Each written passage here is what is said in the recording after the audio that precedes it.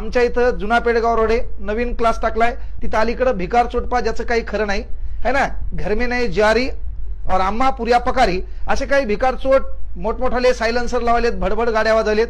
अरे भिकार चोटा, तुझी जेवढी शेती आहे तेवढा काही लोकांचा धुरा आहे, तुझ्याकडे 1.5 रुपयाची ती बुलेट, ती काहीच तुला वाजवायची गरज नाही. भडभड भडभड तू बुलेटवर काय करायला, गाडी पळवायला, मोठ्या हॉर्न वाजायला, तू मस्तन थाटात चालला. आपण इथं बसलेले, कॉर्नरला बसलेले चहा पिणारे 10-20 जण तुझ्या घरच्या प्रत्येक माणसाची चांगल्या पद्धतीने आठवण काढायली. काही काही भिकारचोट पाहिले पहा, केस दलिंदर भिकारचोट, लगेच संस्कार दिसून येते.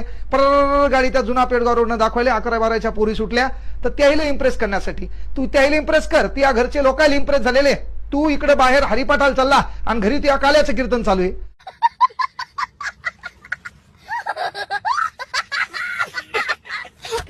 लय दिवस या जगात परमनंट राहणार नाहीत. आपला माच उत्तमात वरच सहन करतच नाही, ते डायरेक्ट 1 घंटी दाखवते आणि आपला कार्यक्रम डिलीट करून टाकते. म्हणून आपण नीट वागावं. आपण गेल्यावर आपल्या घरच्याची कोणी चांगल्या पद्धतीने आठवण काढावी. नाहीतर तू गाडी जोरात घेऊन गेला की त्या बहिणीची, माईची, खानदानाची, आख्या घराची लोक या छान पद्धतीने आठवण काढतात. आणि आपल्या मराठवाड्यात तर लय भारी शब्द आहे, 12 पुढं चाचीचे शस्ती भक्ती झाला कुठाना तो. तर त्यामुळे या रोडनं गाड्या पळू नका. नाही स्पेशल तुमच्यावर एक नवीन व्हिडिओ बनावा लागेल.